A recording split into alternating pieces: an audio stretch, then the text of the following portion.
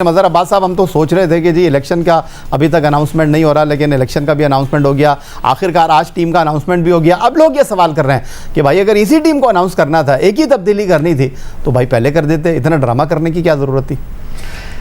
शुक्रिया याया। देखिए, एक तो ये कि मुझे इस चीज़ का अफसोस है कि इंडिया पाकिस्तान नहीं आई।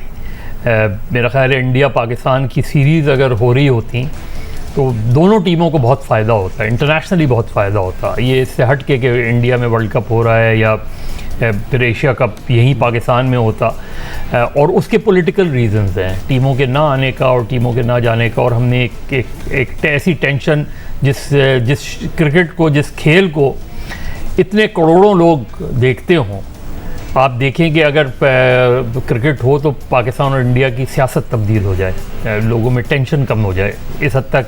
क्योंकि आपने देखा है कि पाकिस्तान में भी और जनरली इंडिया में एक आध वाक़या हुआ ज़रूर हुआ है, लेकिन पाकिस्तान में जनरली लोगों ने बड़ा वेलकम किया जब भी इंडियन टीम आई है। देखिए, जो एशिया कप से पहले हमारी टीम की जो एक उठान थी, एशिया कप का जो रिज़ल्ट है उसने एकदम डिमोरलाइज़ कर दिया।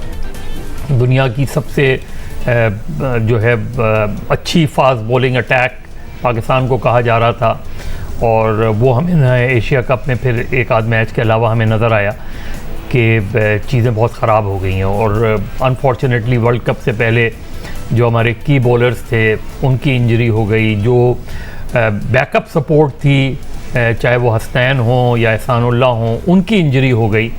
तो अब आपके पास चॉइस में फिर वसीम जूनियर रह गए, फिर आपके पास चॉइस में अब आप हसन अली को ले आए। अब हसन अली का जो ट्रैक रिकॉर्ड है वो यकीनन माजी को हम देखें तो माजी में उनकी बहुत सी अच्छी परफॉर्मेंस रही हैं, लेकिन दो चीज़ें, एक जो इंज़माम ने कहा कि जो है उसका जो है उसने परफॉर्मेंस जैसे भी दी है उसका एक्सपीरियंस है। एक ये कि इंडिया में खेलना, वर्ल्ड कप खेलना, जो प्रेशर होगा एक ख़ास एनवायरनमेंट में, वो अनबिलीवेबल होगा। और ख़ास तौर पे पाकिस्तान के ऊपर, इंडिया के ऊपर भी बहुत प्रेशर होगा। तो उस एनवायरनमेंट में जो टीम बनाई गई है, क्या मेंटली वो इतनी स्ट्रॉन्ग है टीम? क्योंकि वो वहाँ सिर्फ परफॉर्मेंस ही नहीं होगी, वहाँ उस प्रेशर को सस्टेन करना भी बहुत इंपॉर्टेंट होगा। चाहे आप बॉलिंग का शोबा ले लें, चाहे आप बैटिंग का शोबा ले लें। तो ये बात अपनी जगह ठीक है कि आप बहुत ज़्यादा तजुर्बा, एशिया कप के बाद आप क्या तजुर्बा करते हैं? अच्छा, मज़हर अब्बास साहब, भी आपने बड़ी अच्छी बात बोली कि इंडिया का प्रेशर अलग होगा, वहाँ की क्रिकेट की डायनामिक्स अलग है, केमिस्ट्री अलग है, मान ली सारी बातें आपकी।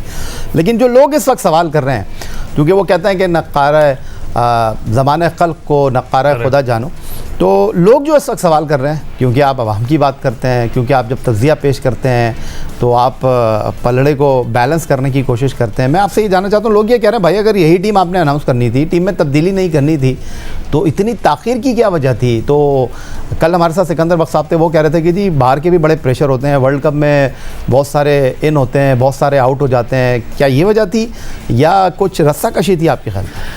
देखिए, बाहर का तो प्रेशर ज़ाहिर है, कोई मुल्क से बाहर का प्रेशर तो नहीं है। बाहर का प्रेशर का एक नतीजा तो हमने देखा कि क्रिकेट बोर्ड में जो तब्दीली हुई वो भी बाहर के प्रेशर की। हम पॉलिटिक्स को हम क्रिकेट में ले आए, बोर्ड में तब्दीली।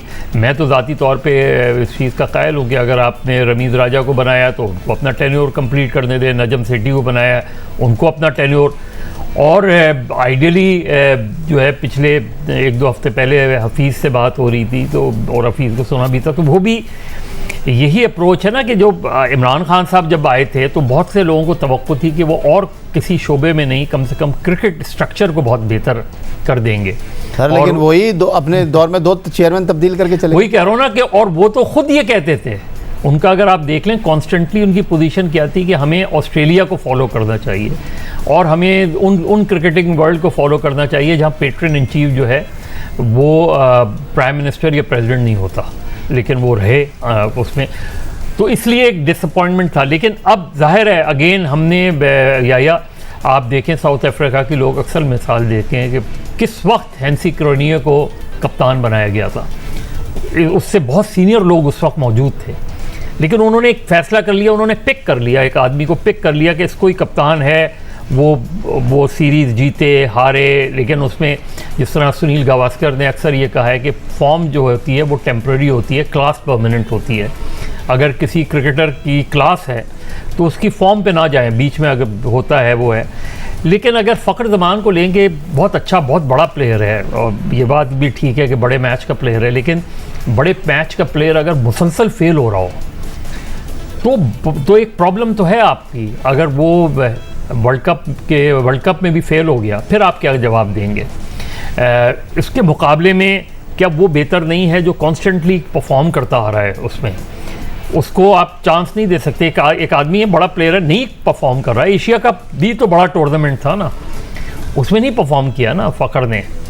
और फ़खर को ये कह देना चाहिए था कि अगर आपने एशिया कप में परफॉर्म नहीं किया तो फिर नज़र साहब वो सियासी मैदान में कहते हैं कि यार इनको कितनी बारियां आप देंगे, कितनी बारी आ चुके हैं। तो अब खेल में भी ऐसा ही हो रहा है।